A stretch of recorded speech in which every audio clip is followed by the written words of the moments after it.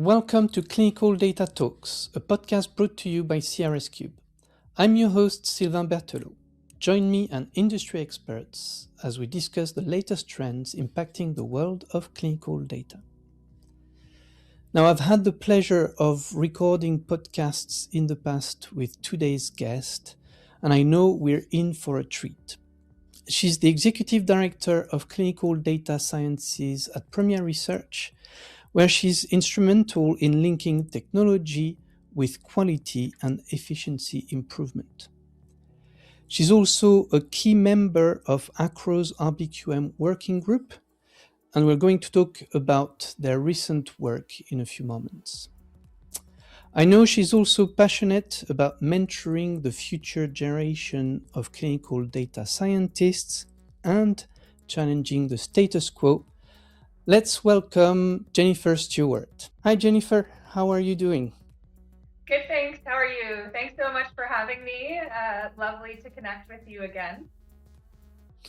And you, it's always a pleasure. It wasn't under the same podcast, but we talked about ACRO at least once when we recorded podcasts. So I always love hearing from you and what you're doing with ACRO, which leads me to my first question. For those who don't know about ACRO, could you tell us what it does in our industry, please? Yes, absolutely. So I've had a pleasure to be a part of ACRO for 4 or 5 years now, and ACRO is the Association of Clinical Research Organizations. So it is a industry organization that collaborates with regulators, makes sure that there is a positive, supportive regulatory environment, and we advocate for safe, ethical, high-quality research to support participants and help them benefit from treatments and therapies.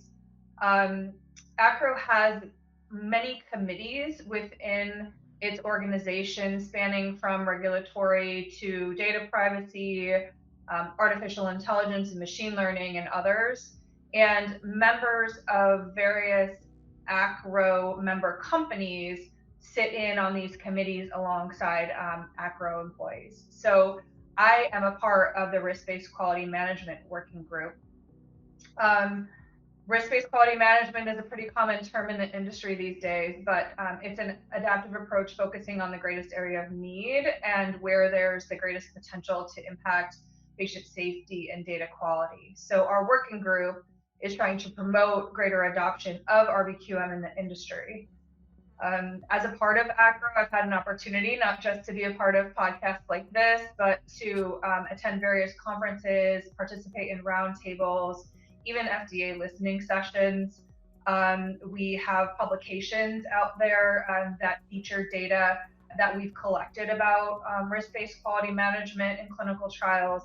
So it's a really great forum for moving forward innovation in the industry, advocating, of course, for patient safety, but being efficient and having the ear of regulators so that we can kind of help move adoption with their support.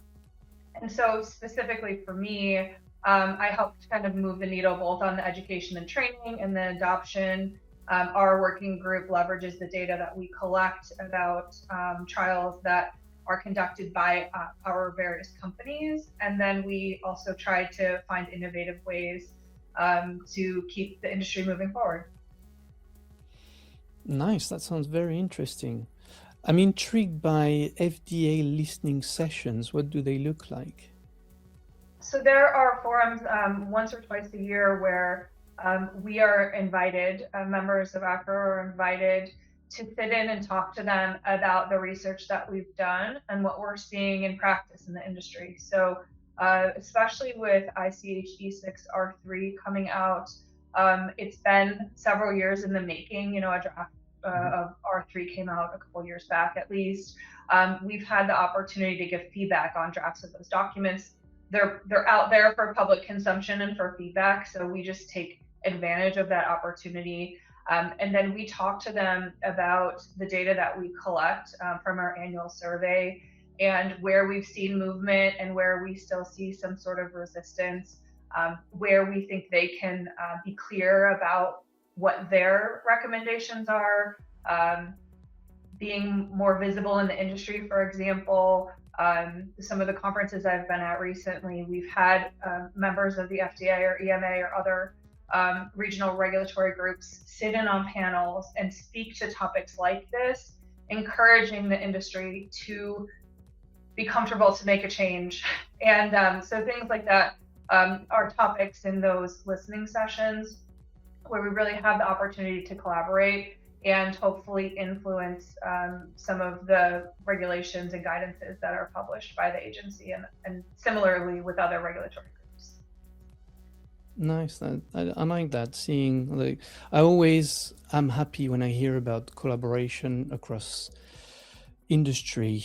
I imagine that at ACRO you get to talk to some of your competitors, but actually I imagine that you're trying to move the needle in the same direction together. So I really like that.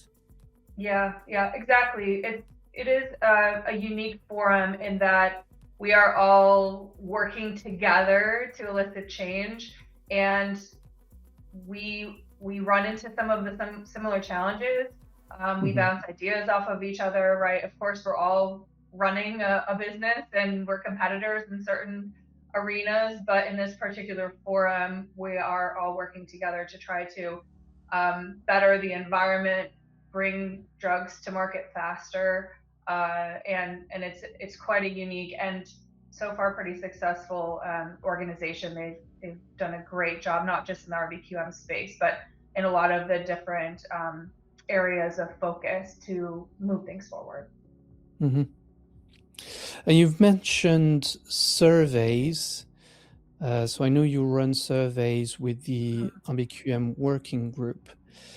And when we talked about it, you had something interesting to share about the adoption of centralized monitoring. Could you share a bit more about that, please? Sure. So since 2019, we have run a landscape survey looking at risk-based quality management, components of risk-based quality management that are used on clinical trials. And across the 7 member companies, CROs that are member companies of ACRO, each year we pull the data associated with the trials that are ongoing in that calendar year. So it includes studies that are new in that year, as well as ongoing studies. So we've done this for 6 years, and we are preparing the 7th right now, so which will reflect the 2025 calendar year. So we use this survey to evaluate how risk-based management has been adopted over time, and use that as a proxy for how RBQM is being adopted across the clinical trial industry.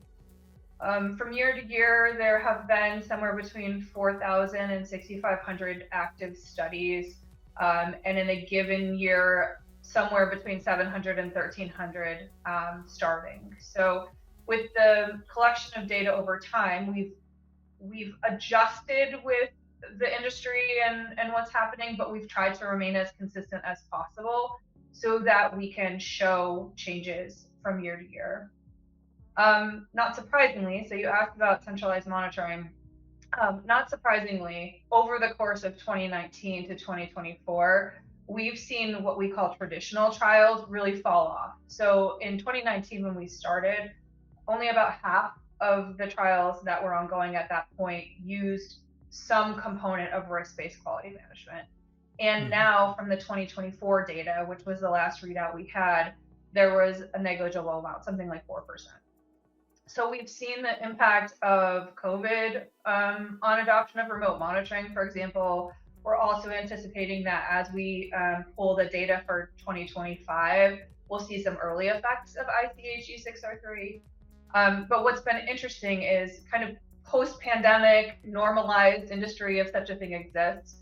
2022, 23, 24 data didn't show as much of a change in the adoption of certain components of RBQM as we would have liked. So from 2019 to 2022, there was a significant swing in certain things.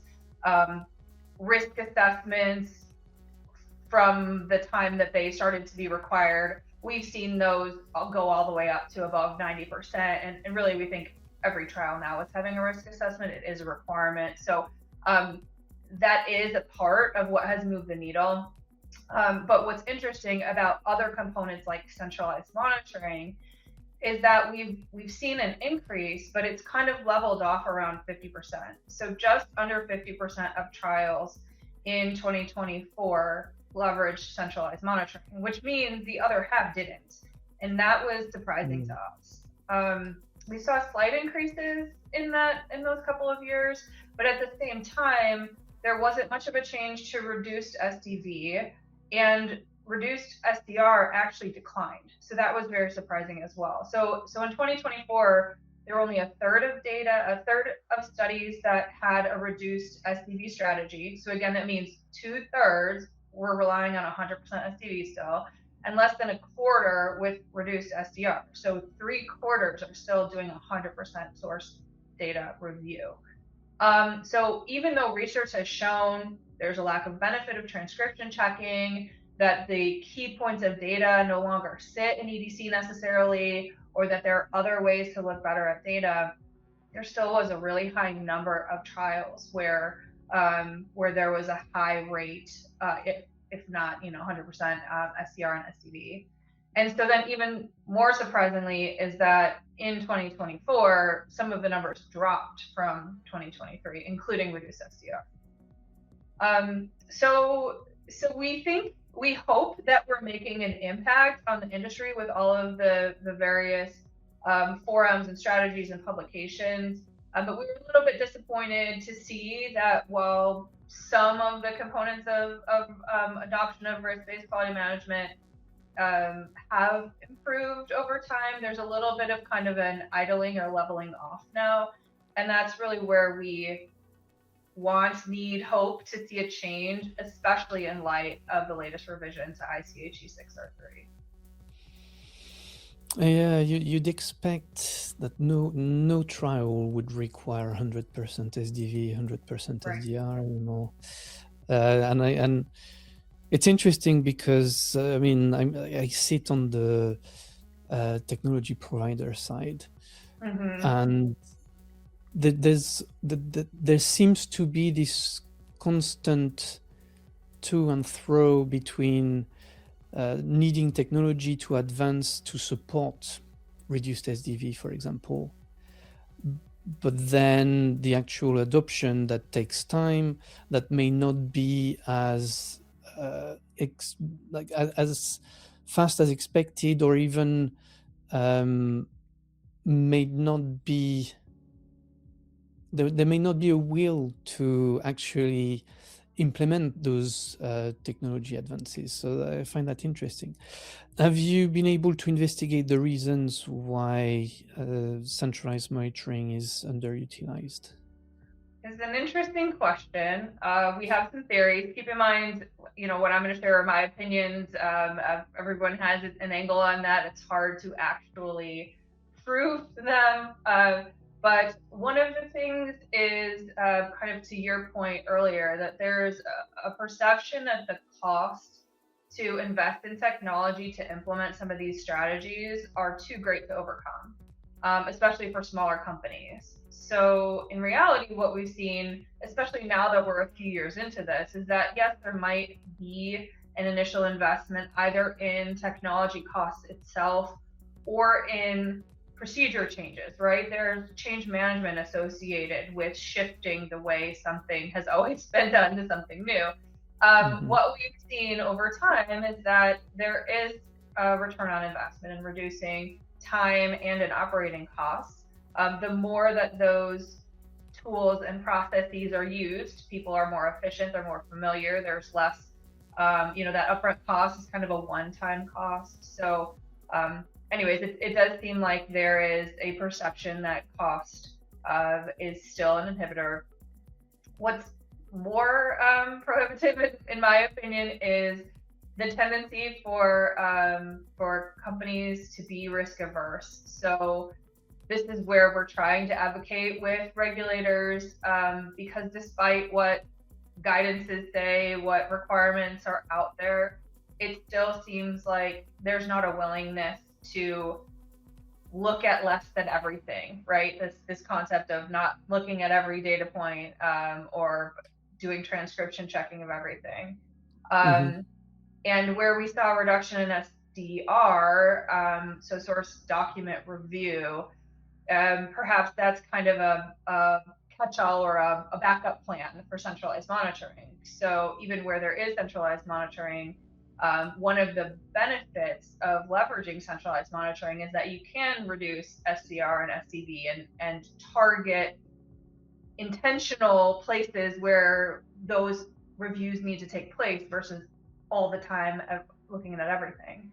But still, it seems like there is some fear, some lack of trust, some general risk aversion to leaning on the technology, to only looking at the data or the processes that matter most. In reality, some of the data in a trial matters more to the outcomes, to signal safety concerns.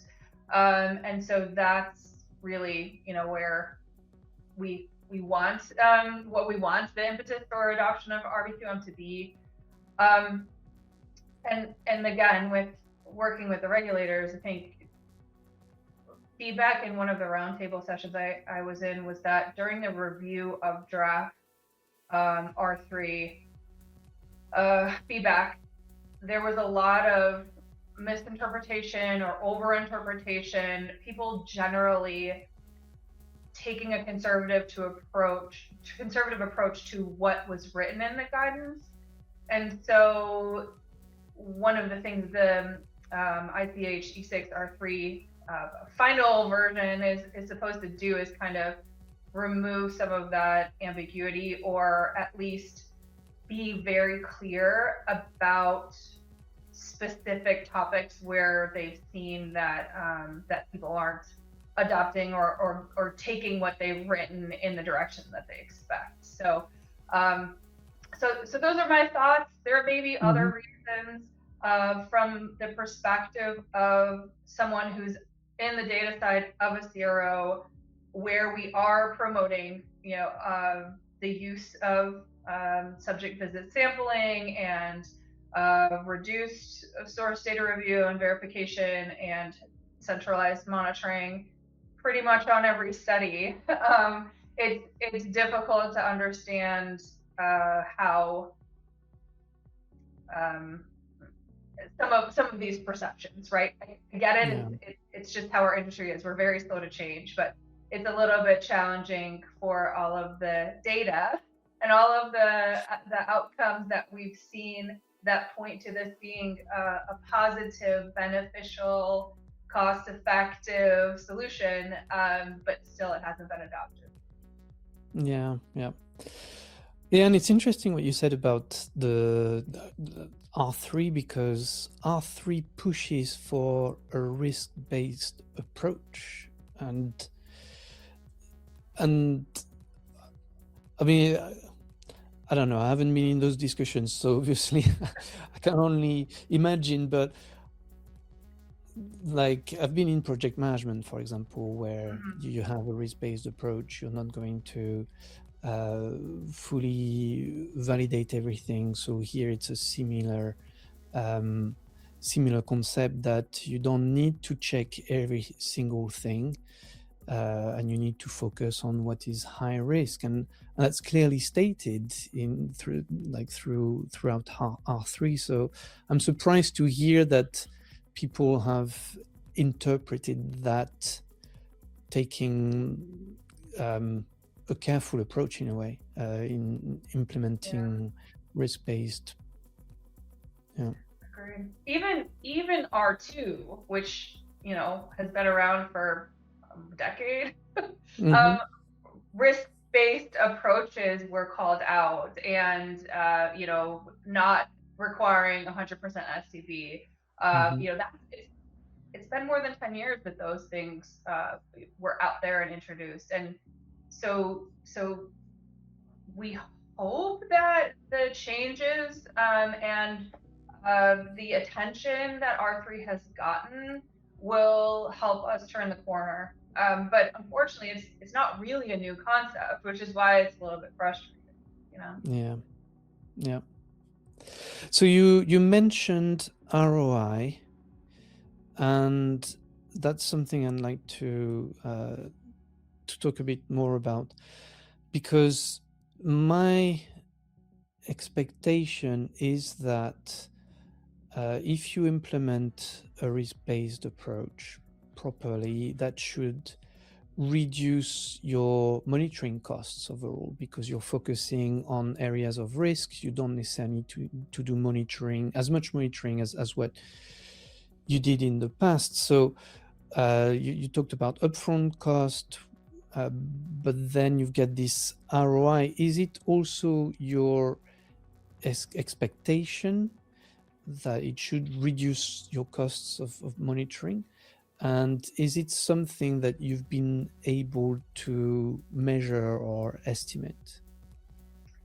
That's a good question, and the answer is yes. Yes, that's my expectation, and yes, we have seen some cost reduction, some cases where cost reduction was demonstrated.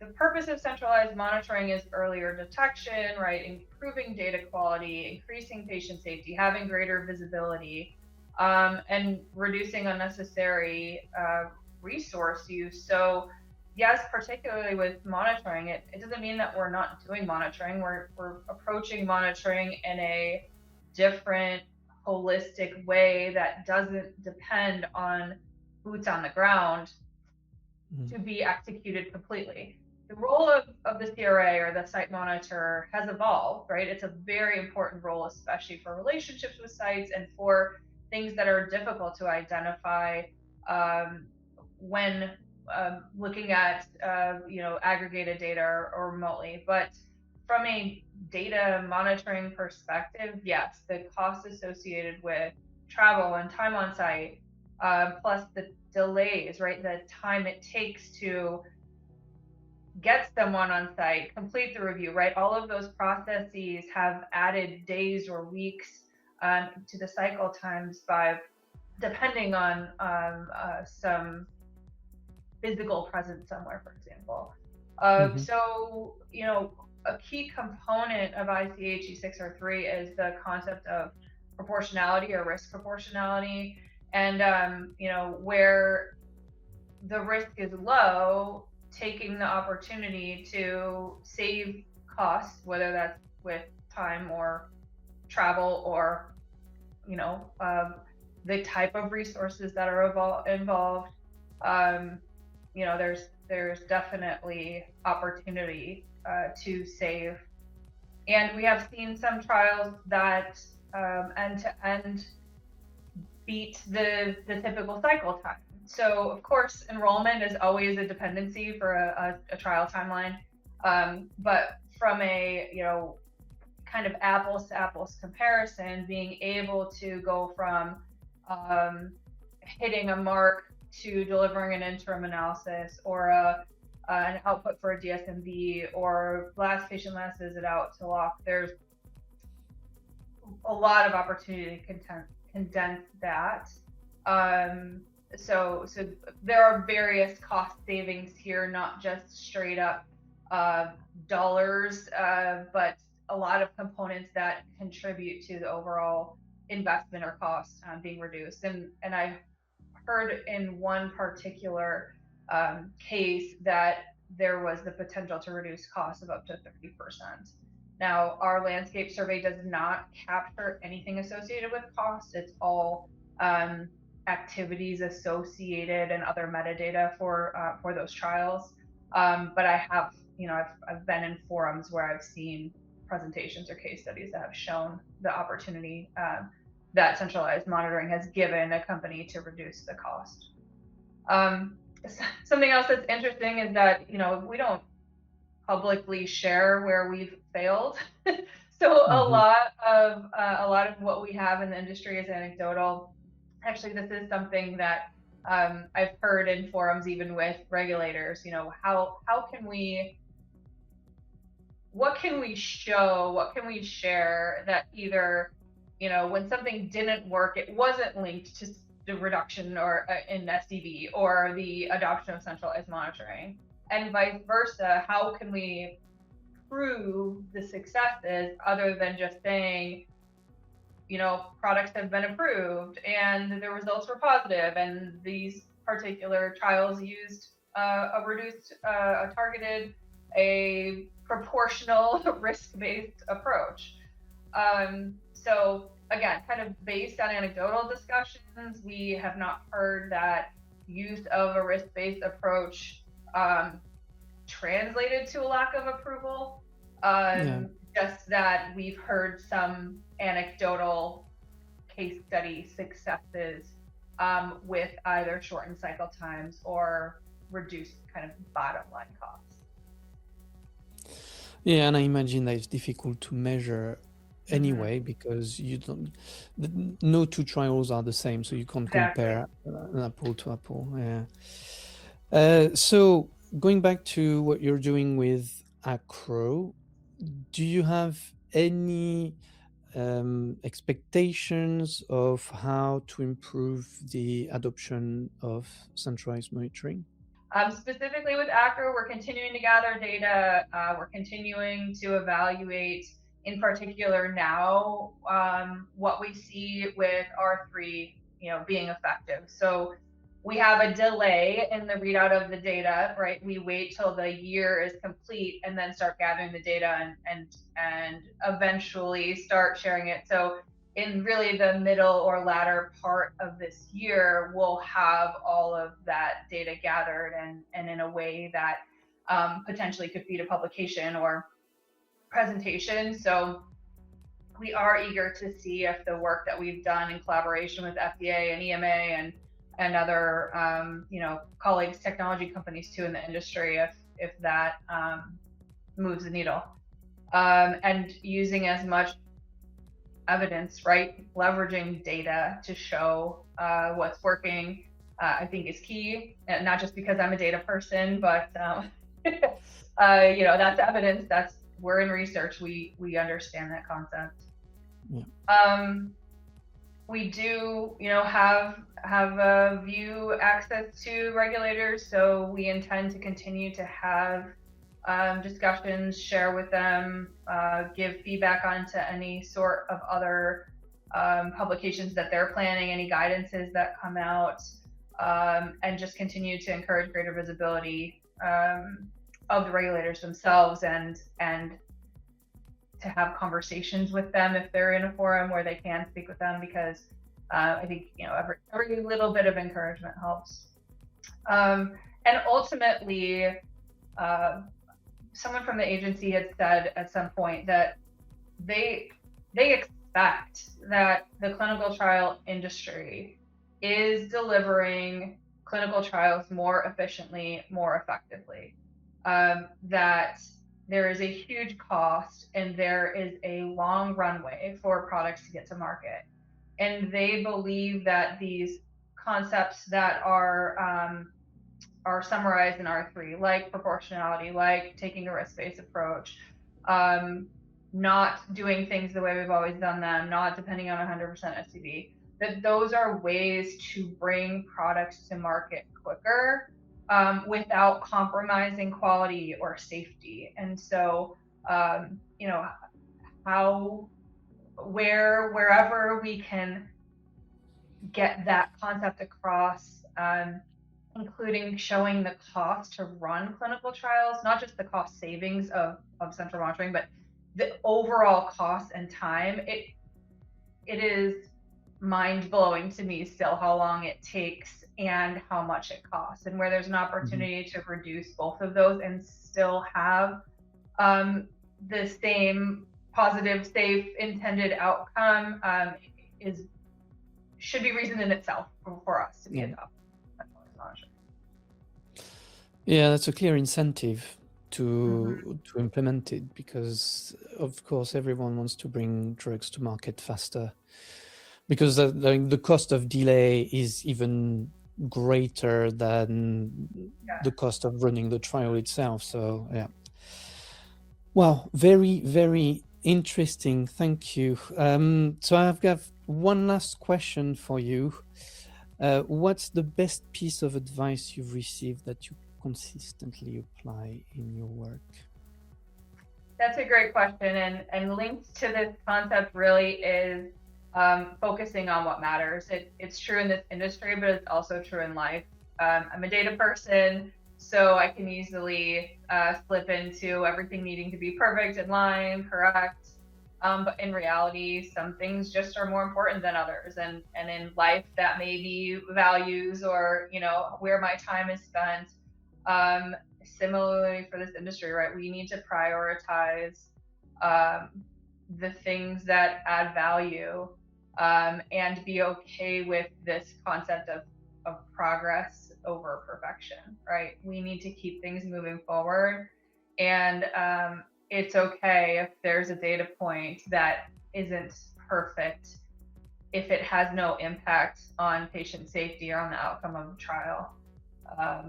And really, if we are in this to bring treatments to patients and better people's lives and the treatment that's available, then we all need to focus on what matters.